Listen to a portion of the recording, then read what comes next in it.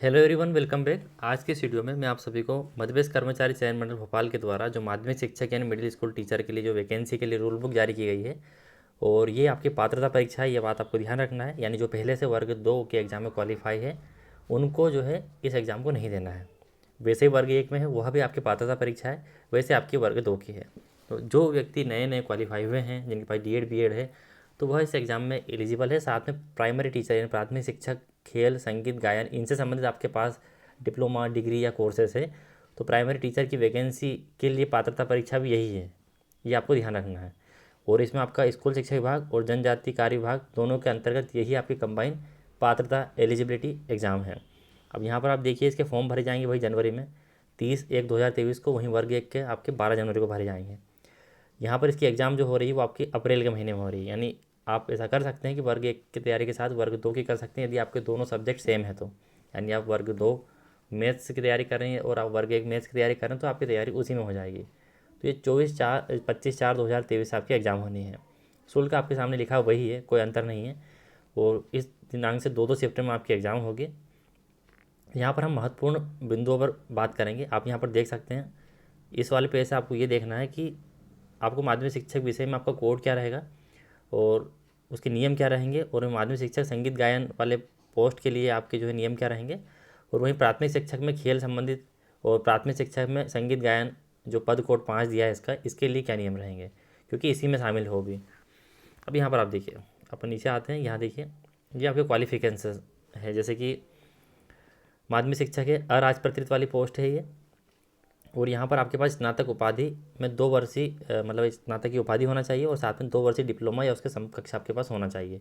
या फिर आपके पास क्या होना चाहिए, संबंधित विषय में कम से कम 50% के साथ स्नातक, यानी आपकी जो स्नातक की डिग्री हो 50% के साथ होना चाहिए। और साथ में शिक्षा शास्त्र का 1 वर्षीय डिप्लोमा बी एड होना चाहिए। या फिर 45% के साथ स्नातक उपाधि है तो समय पर जारी वो जो NIOS का आपका राष्ट्रीय शिक्षा परिषद विनियोग के अनुसार शिक्षा शास्त्र में स्नातक उपाधि बी एड, वो भी आपका चलेगा। तो ये सारी क्वालिफिकेशन से 40% है तो 45% यदि आपकी क्वालिफिकेशन तो उसके साथ क्या चाहिए, 50% आपके अंक है तो उसके साथ आपको बी एड चाहिए। तो अथवा मान लें इनमें से कोई एक चीज़ आपके पास होना चाहिए, सभी होना ज़रूरी नहीं है। ये आपको समझ में आ गई होगी। यहाँ पर आपको OBC SC ST यदि आप ही और EWS वाले हैं तो आपको 150 में से 75 नंबर लेके आने हैं और वहीं जनरल वालों को 90 नंबर लेकर आने हैं।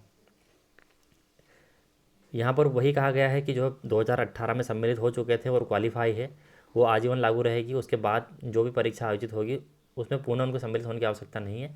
अगर 2018 की वर्ग 2 के एग्जाम में आप क्वालिफाई है तो इसको आपको देने की आवश्यकता नहीं है। और वर्ग 2 के लिए अलग से चयन परीक्षा जो आयोजित की जाएगी तो उसमें आप योग्य रहेंगे, क्योंकि आप पहले से ही एग्जाम क्वालिफाई कर चुके हैं। ये उन लोगों के लिए जिन्होंने अभी तक नहीं दी है। अब 150 वही, इसमें नेगेटिव मार्किंग है 1/4, यानी 4 आपके गलत है और 1 आपका सही है तो 0 अंक हो जाएगा। यहाँ पर इसका लिखा गया है। 2.5 घंटे आपकी समय अवधि रहेगी। सेम पैटर्न आपका वर्ग 1 का जैसा था कि 30 नंबर में आपका ये फालतू वाली चीज़ें पूछी जानी है। फालतू नहीं, ये भी कुछ वेटेज रखते हैं, लेकिन 30 नंबर जो है हमारे मेन सब्जेक्ट के सामने थोड़ा सा बहुत कम वेटेज रखता है। हिंदी 8 नंबर का है, सामान्य अंग्रेजी 5 नंबर का है और आपका GK रीजनिंग वगैरह सब 7 मार्क्स का है। वहीं पेडागोजी आपकी 10 नंबर की है, तो 30 नंबर आपका ये पूछा जाना है और 120 नंबर आपका सब्जेक्ट पूछा जाएगा। अब जो सब्जेक्टिव वाले हैं उनको बहुत, जैसे अंग्रेजी वाले हैं तो उनके यहाँ पर 120 नंबर और 5 नंबर वहाँ 125 हो जाएंगे। वो हिंदी वाले हैं तो हिंदी में 120 नंबर यहाँ पर और 5 मार्क्स आपके वहाँ हो जाएंगे। लेकिन संस्कृत वालों को इस बार दिक्कत है, क्योंकि आपको जो है लैंग्वेज चुनने का ऑप्शन मिलेगा नहीं, तो इनको 120 नंबर पर ही फाइट करना है। उर्दू भाषा वालों को 120 पर फाइट करना है। वहीं गणित, विज्ञान और समाज विज्ञान, इनके लिए जो है ये योग्यता परीक्षा है। तो आई होप आपको ये समझ में आ गई होगी। 150 नंबर का पेपर होगा। पिछली बार क्या हुआ था कि गणित के 60 अंक पूछे गए थे, है ना। उसके बाद में इसी में इसकी पेडागोजी थी। उसके बाद आपका जो 30 नंबर का जो है जो आपकी लैंग्वेज है उनके हो गए थे। उसके बाद वो 50 नंबर तक करके ऐसे आपका 90 नंबर का उनको फ़ायदा था जिनके पास अंग्रेजी थी 60 नंबर की, और लैंग्वेज में भी 30 नंबर की उनसे अंग्रेजी पूछ ली गई थी, तो वहाँ 90 नंबर हो गया था उनका। तो गणित वालों को 60 नंबर के साथ में बाकी सारे सब्जेक्ट को देना पड़ रहा था, इसलिए उनके नंबर थोड़े कम आ पाए, साइंस वाइंस इनके साथ। तो लैंग्वेज वालों को इसमें बेनिफिट था, लेकिन अब ऐसा नहीं है। 120 नंबर आपको आपके सब्जेक्टिव के हैं, यानी सब इक्वल हो गए अब यहाँ पर आप देखिए हिंदी लैंग्वेज के लिए यहाँ पर दिया हुआ जो 8 नंबर के इसमें से पूछे जाएंगे, तो अपठित गद्यांश रहेंगे आपके, नाटक, कहानी, एकांकी, निबंध से संबंधित। इसमें देखो आपके अंग्रेजी भाषा में क्या पूछा जाएगा, यानी अब BA इंग्लिश लिटरेचर है तो वही आर्टिकल, लेटर, माइनर, ग्रामर वगैरह, अपोजिट, सिनोनियम्स, इडियम्स, प्रोवर्ब्स, है ना। ये आपका पूछा जाएगा, सब 10वीं लेवल के रहेंगे सामान्य। ये किसके लिए है, वही आपके 5 मार्क्स के लिए। सिलेबस की तो अभी हमने बात की है, ये आपकी पेडागोजी है 10 नंबर की।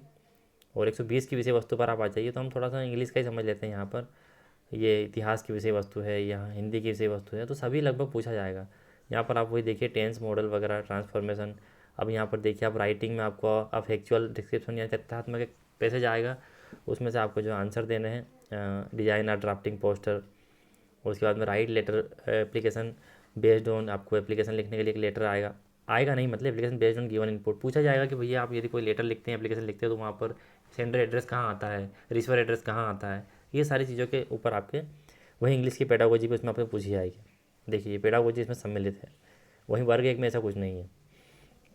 ये संस्कृत भाषा है ना, ये आपको समझ में आ गई होगी। अब यहाँ पर आप देखते हैं कि और आप क्या क्या आपको जैसे विषयों की सूची की यदि अपन बात करें तो क्या चाहिए। गणित के लिए गणित विषय अंतर्गत अभ्यर्थी को गणित तथा भौतिक शास्त्र अथवा इंजीनियरिंग विषयों के साथ स्नातक उपाधि धारित करना अनिवार्य है। तो यदि किसी को डाउट है कि हमारे पास जो है इससे संबंधित डिग्री है तो हम दे सकते हैं नहीं दे सकते, तो ये आपका कंप्लीट इसमें समझ में आपको आ जाएगा। और यहाँ पर हम नीचे अभी आपका संगीत वगैरह का भी देखेंगे। अब यहाँ पर किसके बारे में बात की गई है, वही खेलकूद माध्यमिक शिक्षा खेलकूद के लिए, तो उनके बारे में यहाँ पर अहर्ताएँ दी गई है कि भैया आपको जो बाल विकास शिक्षा शास्त्र के 15 नंबर के और हिंदी और संस्कृत पूछा जाएगा, अंग्रेजी 5 नंबर की, वहीं 120 शारीरिक शिक्षा यानी खेलकूद से संबंधित आपसे 120 क्वेश्चन पूछे जाएंगे। तो इस तरीके से आपका ये हो जाएगा लगभग वही आपका 130 नंबर 150 नंबर का 120 और ये 30 हो गए। तो यहाँ पर ये आप स्क्रॉल डाउन करेंगे तो आपको सब कुछ मिल जाएगा। इसकी पीडीएफ आपको चाहिए तो टेलीग्राम चैनल की लिंक आपको डिस्क्रिप्शन में मिलेगी, वहाँ से आप ज्वाइन कर सकते हैं। और ये सभी के लिए सेम है, जो आपका 30 नंबर का जो है उसमें जो इंग्लिश जो पूछी जाएगी वही जनरल पूछी जाएगी। तो आई होप आप सभी इसकी अच्छे से तैयारी करेंगे। अब एक बार थोड़ा सा हम मैथ्स का सिलेबस इसमें देख लेते हैं। मान लो एमएससी मैथ्स जिनका है या फिर बीएससी है, उनके लिए थोड़ा सा हम एक बार सिलेबस देख लेते हैं कि क्या क्या इसमें पूछा जाएगा। तो यहाँ हम स्क्रॉल डाउन करते हैं तो वही सामान्य चीज़ें रहेंगी 10th स्टैंडर्ड वाली, उससे ऊपर नहीं पूछा जाएगा क्योंकि वर्ग एक एग्जाम नहीं है।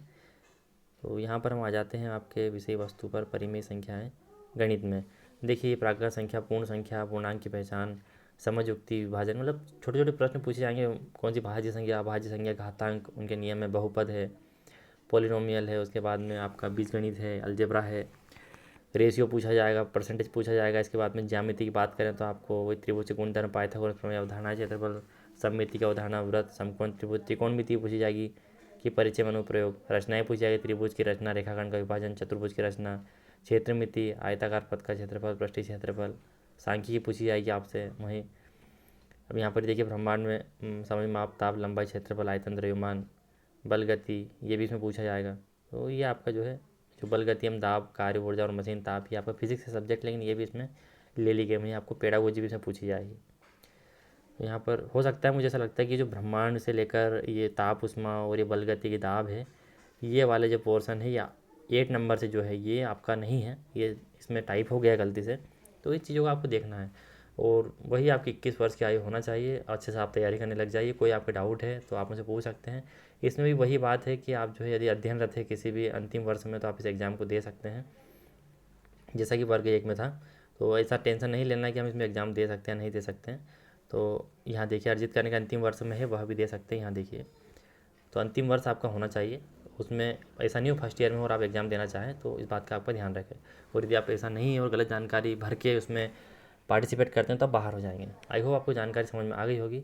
मिलता हूँ दोस्तों अलग इन्फॉर्मेटिव वीडियो में। आप वीडियो को अपने दोस्तों में जरूर शेयर कीजिएगा। बात में ध्यान रखना कि माध्यमिक शिक्षक के लिए भी यही पात्रता परीक्षा, और प्राथमिक शिक्षक खेल संगीत गायन और माध्यमिक शिक्षक खेल संगीत गायन वादन के लिए यही पात्रता परीक्षा है। और आपकी प्राइमरी टीचर के लिए बाद में वैकेंसी होगी। इस साल मुझे नहीं लगता कि उसकी पात्रता परीक्षा होगी, वो 1 साल बाद ही होगी, क्योंकि अभी अभी हुई और अभी तो उसके पदों की जो है नियुक्ति भी नहीं हुई है। मिलता हूँ दोस्तों अलग इन्फॉर्मेटिव वीडियो में, तब तक के लिए टाटा बाय बाय।